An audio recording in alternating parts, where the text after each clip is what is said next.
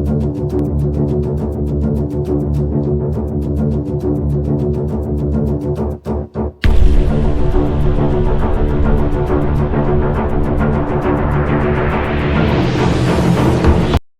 में तेजी से चहलकदमी करते हुए senior bank manager Shivendra Kumar Sharma आज बहुत बेचैन हैं।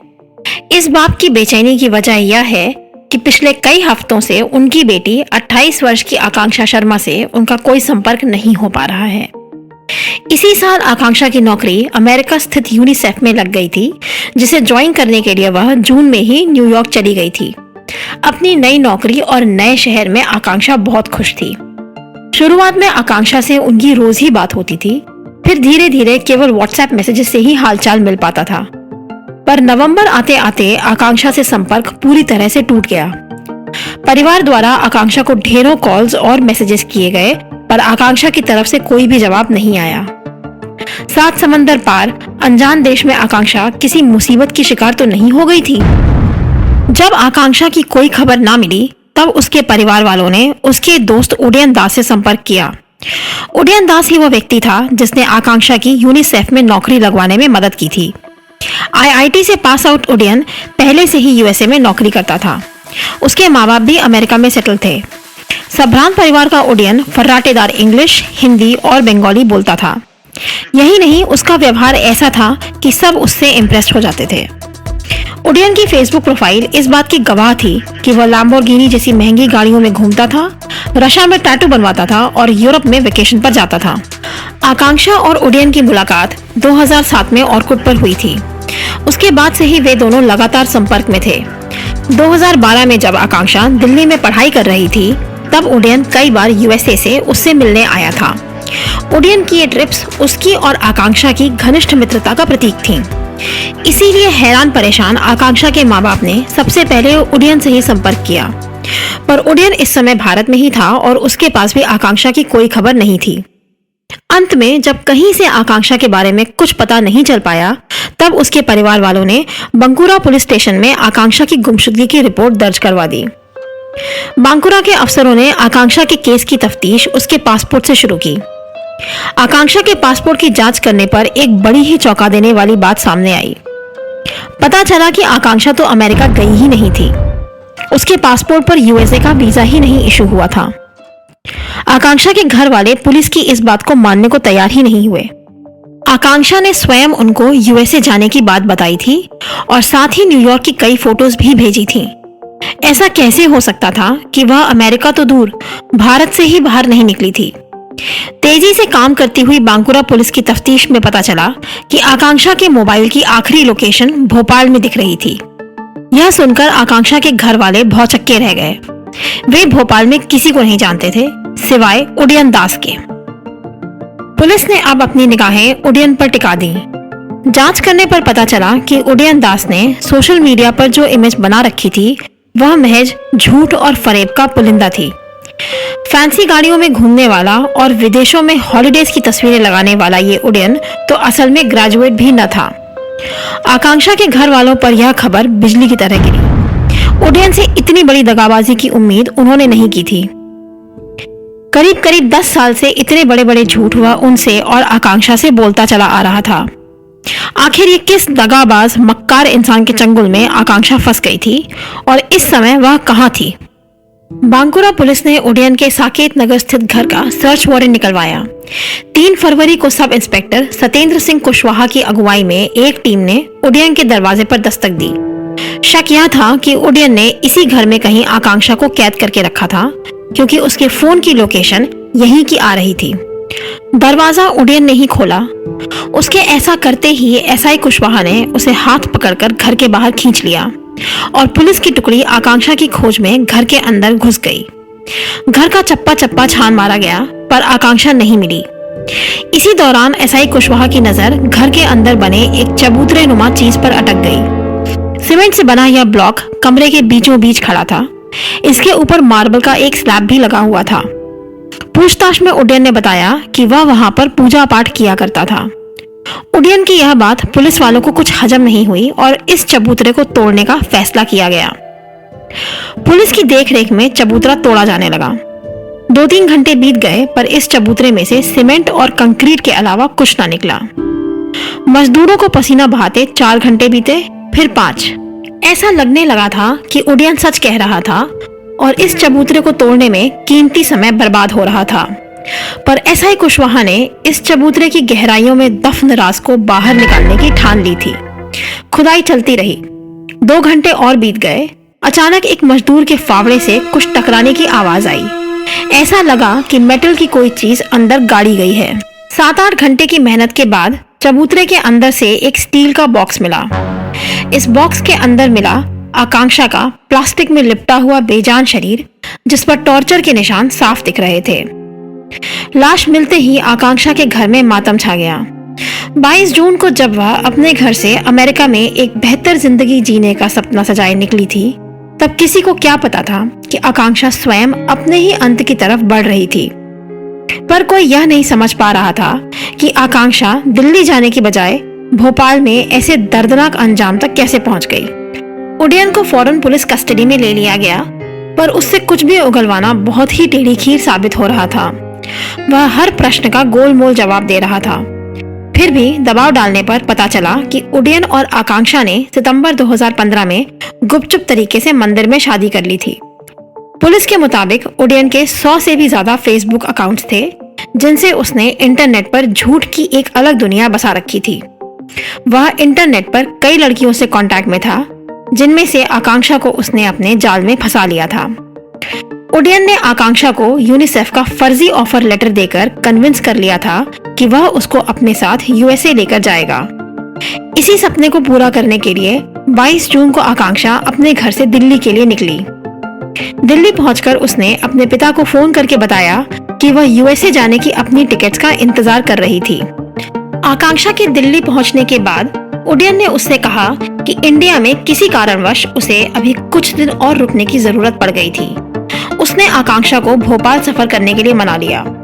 उसको झांसा यह दिया कि कुछ दिनों बाद वे दोनों साथ ही यूएसए के लिए निकलेंगे।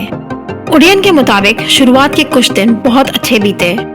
उसने अपने पड़ोसियों से आकांक्षा को अपनी पत्नी बताकर मिलवाया, पर कुछ ही दिनों में आकांक्षा को उडियन पर शक होने लगा। उसने देखा कि उडियन को अमेरिका में अपनी नौकरी ज्वाइन करने की कोई जल्दी नहीं थी। उसे लगने लगा कि उडियन असल जिंदगी में वैसा नहीं है जैसा वह सोशल मीडिया पर खुद को दिखाता था। आकांक्षा ने उडियन की नजर बचाकर उसके घर की छानबीन शुरू की, तो कुछ ऐसे कागजात उसके हाथ लगे जिससे वह सकते में आ गई। 10 साल से उडियन उसको धोखा दे रहा था। जिस आईआईटीएन के साथ वह जिंदगी बिताने के सपने देख रही थी, वह तो मात्र 12वीं पास था। यही नहीं, उडियन के माँ बाप से संबंधित भी कुछ ऐसी चीजें आकांक्षा को मिली जिससे वह घबरा गई। आकांक्षा समझ गई थी कि वह बहुत बड़ी मुसीबत में थी। जिस इंसान के साथ वह बीते कुछ दिनों से रह रही थी, वह इंसान नहीं, शैतान था। 12 जुलाई को आकांक्षा ने आनन फानन में वापस बंकुरा जाने की टिकट बुक करवा ली। 23 जुलाई को आकांक्षा को वापस अपने घर जाना था। इतने बड़े धोखे से आहत और गुस्साई हुई आकांक्षा ने उडियन को धमकी दी कि न सिर्फ वह 23 को वापस अपने घर जा रही थी, बल्कि वह समाज में उसकी घिनौनी हरकतों का पर्दाफाश भी करने वाली थी। पुलिस का मानना है कि किसी भी हालत में उडियन अपने गुनाहों का भंडाफोड़ नहीं होने देना चाहता था, इसलिए उसने आकांक्षा को घर में कैद कर लिया। उसकी कलाइयों पर रस्सियों से बांधे जाने के निशान मिले। उसके शरीर पर काफी गहरे घाव भी मिले। पुलिस का मानना है कि आकांक्षा के खाते में करीब 1.5 लाख रुपए थे। उसके एटीएम कार्ड्स की डिटेल्स निकलवाने के लिए ही उडियन ने आकांक्षा को टॉर्चर किया। फिर अंत में 15 जुलाई की सुबह उडियन ने आकांक्षा को चाय और सैंडविच दिया, जिसमें पहले से ही उसने नींद की गोलियां मिला रखी थी। बेहोश हो जाने के बाद गला घोंटकर आकांक्षा की हत्या कर दी गई। उसकी लाश को ठिकाने लगाने के लिए उडियन ने एक स्टील के बॉक्स में आकांक्षा के शरीर को डाला और फिर लाश के ऊपर सीमेंट का घोल डालकर उसको बंद कर दिया। इस बॉक्स के ऊपर उडियन ने एक चबूतरा बनवाया, जिसके ऊपर मार्बल की बढ़िया स्लैब भी लगवाई।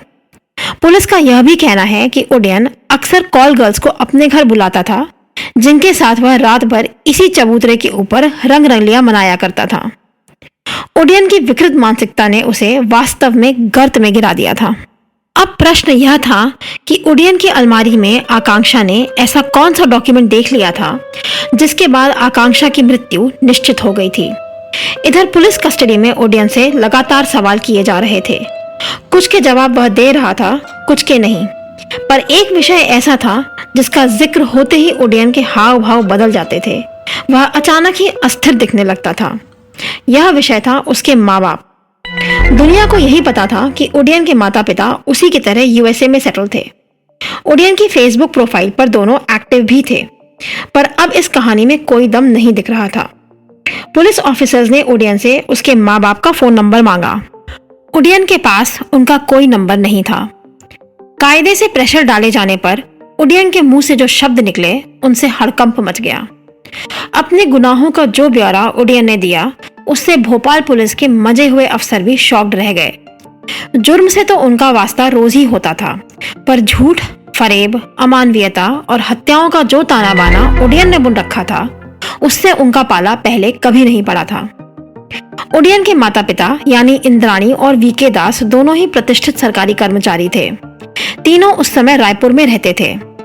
क्लास 11 तक ओडियन एक शार्प स्टूडेंट था जिसके स्कूल में अच्छे नंबर आते थे, पर 11वीं क्लास तक पहुंचते पहुंचते वह इंटरनेट और सोशल नेटवर्किंग साइट्स में उलझ कर रह गया था। इसका नतीजा यह था कि वह घंटों अपने कमरे में बंद इंटरनेट की दुनिया में डूबा रहता था। नतीजा यह हुआ कि 12वीं क्लास में वह फेल हो गया। ओडियन और उसके माँ बाप के साथ उसके रिश्ते में दरार यहीं से पड़नी शुरू हो गई। उसको अगले साल ओपन स्कूल से 12th पास करा दिया गया, पर पढ़ाई में उसकी नाकामी से उसके माता पिता दुखी रहते थे। इसको लेकर उनमें आए दिन बहस भी हुआ करती थी। ओडियन के माँ बाप का सपना था कि वह इंजीनियर बने, इसीलिए रुंगटा कॉलेज में मैनेजमेंट कोटे से उसका बीटेक में एडमिशन करा दिया गया। पर यहाँ भी वह फेल होता रहा और अंत में 3rd ईयर में ही उसने पढ़ाई छोड़ दी। पर ओडियन ने यह बात अपने पेरेंट्स से छिपा ली। उसने फर्जी डॉक्यूमेंट्स और सर्टिफिकेट बनाकर उनको दिखाया, जिससे वे इसी गलतफहमी में रहे कि ओडियन ने बीटेक कंप्लीट कर लिया था। अब ओडियन की मां ने उस पर नौकरी करने का दबाव बनाना शुरू कर दिया। उसके माँ बाप उसकी आदतों और उसके नौकरी नहीं करने से काफी नाराज रहते थे। इन सब की वजह से ओडियन और उसके माँ बाप में काफी टेंशन रहता था। ओडियन के मुताबिक इस सब से तंग आकर उसने उन्हें अपने रास्ते से हटाने की ठान ली। 2010 में एक दिन जब उसके पिता मार्केट गए हुए थे, ओडियन ने अपनी मां इंद्राणी की गला घोटकर हत्या कर दी। कुछ देर बाद जब उसके पिता वापस आए तब ओडियन ने उन्हें नींद की दवा मिलाई हुई चाय पिलाई। कुछ ही पलों में जब वे अपना होश खो बैठे तब ओडियन ने उनको भी गला घोटकर मौत की घाट उतार दिया। इसके बाद रात में ही ओडियन ने दोनों लाशों को अपने ही घर के गार्डन में एक 8 फीट गहरे गड्ढे में गाड़ दिया। ओडियन ने जल्दी ही फर्जी दस्तावेजों की मदद से इस मकान को करीब 30 लाख रुपए में बेच दिया। यही नहीं, वह अपनी मां की पेंशन, जो कि उस समय करीब 28,000 रुपए थी, निकालता रहा। इसके अलावा उसके माँ बाप की 3 प्रॉपर्टीज और थीं, जिनसे करीब 30,000 रुपए रेंट उसको हर महीने मिलता था। इन पैसों से ओडियन एक आलीशान जिंदगी जी रहा था। अपने माँ बाप की हत्या करने के बाद वह भोपाल शिफ्ट हो गया। यहाँ पर उसने एक सेकेंड हैंड मर्सिडीज और होंडा सिटी खरीदी। अपनी फेसबुक प्रोफाइल पर वह खुद को IIT का पास आउट और यूएसए में सेटल्ड बताता था। यही नहीं, उसने अपने माँ बाप की भी फर्जी फेसबुक प्रोफाइल्स बना रखी थी। उसने और भी कई फर्जी प्रोफाइल्स बना रखी थी जिनसे वह खुद को ही मैसेज किया करता था। रायपुर वाले मकान में ओडियन की बताई जगह पर खुदाई की गई। यहाँ पुलिस को कुछ हड्डियां और एक खोपड़ी मिली जिस पर लंबे बालों का गुच्छा था। ऐसा माना जाता है कि ये अवशेष उसकी माँ के थे, जिन्होंने ओडियन को दुनिया की सारी खुशियां देते वक्त ये कभी ना सोचा होगा कि उनको इस खौफनाक अंजाम तक पहुंचाने वाला कोई और नहीं, उनका खुद का बेटा होगा। दोस्तों, आपको यह वीडियो कैसा लगा? कमेंट करके हमें ज़रूर बताएं। इस चैनल को बेहतर बनाने के लिए आपके सुझावों का हमें इंतज़ार रहेगा। हमारे चैनल को लाइक और सब्सक्राइब करना ना भूलें।